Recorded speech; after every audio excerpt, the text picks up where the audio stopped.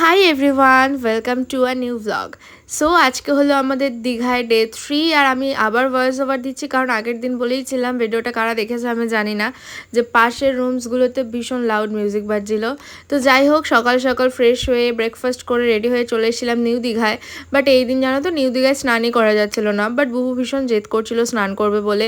তাই মেশন বললো ওকে নিয়ে একটুখানি সমুদ্রের সাইডে গিয়ে বসবে স্নান করানোর জন্য। তো সেইভাবে তো ওরা স্নান করছিল, আর আমি কিন্তু একদমই সমুদ্রের ধারে যাইনি। আমিও একদিন স্নান করেছি, ওটাই ঠিক আছে আমার জন্য। দেন বাড়ি ফেরার পথে একটা আইসক্রিম খেয়েছিলাম, দেন এসে লাঞ্চ করলাম। এই দিন লাঞ্চে ছিল ভাত, ডাল, আলুর চিপস, বাট আমি ওগুলো কিচ্ছু খাইনি। আর ছিল কাতলা মাছ, আমি খেয়েছিলাম সয়াবিন আলুর তরকারি, আর কাতলা মাছ আমি এই দুটোই খেয়েছি। আলুর চিপসটা একটু খেয়েছিলাম, বাট ডাল কিছু খাইনি। দেন খেয়ে উঠেই আবার বেরিয়ে গেছিলাম সাথে সাথে একটা পার্কটার নাম হলো আম্রাবতী পার্ক। এই পার্কটা কিন্তু এখন ভীষণ ফেমাস দীঘাতে। অনেক রাইড আছে, রোপওয়ে আছে, বোটিংস আছে। তো এখানে পার হেড 20 রুপিস করে নিয়েছে।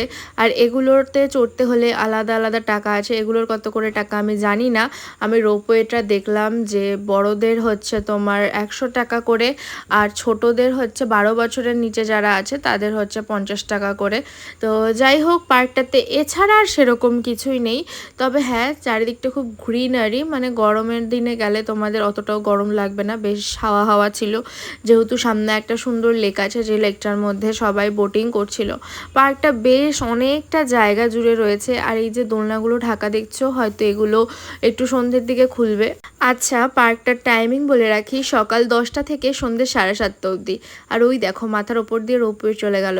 আসলে রোপওয়েটা না শুধু অল্প একটুখানি সময়ের জন্যই প্রায় 100 টাকা নিয়ে নিচ্ছে, সেই জন্য আমার মনে হলো চড়াটা বৃথাই হবে, কারণ এইটুকুনি লেকটা ক্রস করে আবার জায়গার জিনিস জায়গায় চলে আসবে। তাই জন্য আমরা আর চড়িনি। আর দেখো এখানে বেশ ভালো ভালো কার্টুনের স্ট্যাচু বানানো আছে, যেরকম গরিলা, নন্টে ফন্টে, এরকম অনেক কিছু। আর এখানে বাচ্চারা বেশ এসছে ভালোই। তো বাচ্চাদের জন্য যেরকম ভালো, এখানে কিন্তু বড়দের জন্যও ভালো। আমরা তো বসে বোরই হচ্ছিলাম, কারণ বেকার আমাদের মনে হচ্ছিল এখানে এসছি, কোনো রাইড তো আমরা করছি না, রাইড করাও বেকার। তো বুবু বলছে দেখো এখানে বুবুর এসেও ভালো লাগেনি। তো যাই হোক, ভালো না লাগারই কথা, কারণ একদমই শোনা শোনা, দেখতেই পাচ্ছ তোমরা কীরকম চারিদিকে এরকম সাইডে সাইডে রয়েছে স্লিপ, দোলনা, বাট তাও এগুলো বাচ্চাদের, মানে একদম ছোট বাচ্চারা আসলে হয়তো একটু মজা পেত। তারপরে একটু লেকটার অন্য সাইডে আমরা ঘুরলাম। দেখো অন্য সাইডটাও বেশ সুন্দর গ্রিনারির মধ্যে রয়েছে, বাট অতটাও মনপসন্দিতা না, মোটামুটি ভালো আর কি হেঁটে বেড়ানোর জন্য। এখানে দেখো বোটিংয়ের টিকিট কাউন্টার রয়েছে। আর এই যে আমি তোমাদের সাথে ভিডিও করে শেয়ার করে নিলাম কত কি টাকা, সেটা তোমরা একটু দেখে নাও।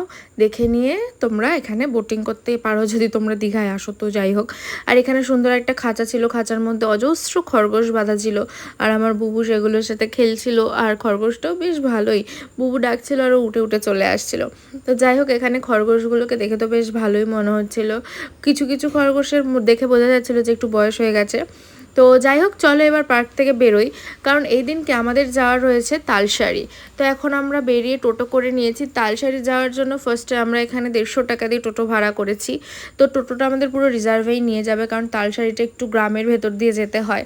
আর যে গ্রামটার মধ্যে দিয়ে যেতে হয় না, সেই গ্রামটা খুব সুন্দর। দেখো বাচ্চাগুলো দেখবে, দেখো আম খেতে খেতে যাচ্ছে, মানে কোনো গাছ থেকে হয়তো পড়েছে, তুলে নিয়ে যাচ্ছে। এগুলোতে ছোটোবেলার একটা স্মৃতি। আর গ্রামটা এতটা সুন্দর, পুরো সবুজে ঘেরা, আর বাড়িগুলোও খুব সুন্দর, অনেকটা ডিস্টেন্সে বাড়ি। তো দেখো আমরা চলে এসেছি তালসারি। তার তালসারিটা না আমার ভীষণ পছন্দ হয়েছে। সাইডে এত সুন্দর দোকান রয়েছে টুকটাক জিনিসপত্র কেনাকাটির জন্য। তবে তালসারিটা অতটাও এখনও আপগ্রেড করেনি, মানে ডেভেলপ করেনি।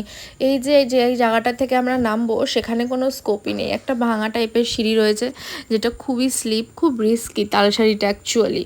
তো যাই হোক, এখানে দেখতে তো বেশ ভালো লাগছিল। সামনে অনেক নৌকো ছিল। এখানে নৌকোতে পার হেড 50 রুপিস করে নেবে, আর তোমাকে পুরো একটা চর থেকে নিয়ে গিয়ে আরেকটা চরে নামিয়ে দেবে। তালসারির সব কিছু বেশি ডিস্টেন্স না। দেখো আমরা এখান থেকে একটুখানি জল পার করলেই এই যে আমরা চরে উঠে পড়লাম। মানে তালসারির জায়গাটা খুব সুন্দর লেগেছে আমার, মনে হচ্ছিল আমি সমুদ্র, মরুভূমি সব একসাথে দেখছি।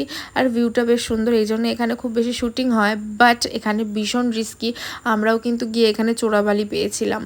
তালসারিতে হয়তো খুব কম লোক থাকে, বা তালসারিতে কোনো রিসর্ট নেই, কোনো হোটেল নেই, বাট তালসারিটা ভীষণ সুন্দর জায়গা। তবে হ্যাঁ, এটা খুব রিস্কি বলে হয়তো এখানে কোনো কিছু নেই সেরকম। তো যাই হোক, ওখান থেকে বেরিয়ে খেয়েছিলাম একটা চা, তারপর চলে এসেছিলাম আবার নিউ দীঘায়। এখানে কিছুটা টাইম স্পেন্ড করলাম, কেনাকাটি করলাম, তারপরে যাব এখন আমরা ডিনার নিতে। আর আজকে তো লাস্ট দীঘায় আমাদের, কারণ কালকে সকালে আমরা চলে যাচ্ছি বাড়িতে। তাহলে চলো আজকের ভিডিওটা এখানে এন্ড করছি। কেমন লাগলো অবশ্যই কমেন্টে জানাতে ভুলো না। দেখা হচ্ছে নেক্সট ব্লগে। চলো আজকের মতন টাটা।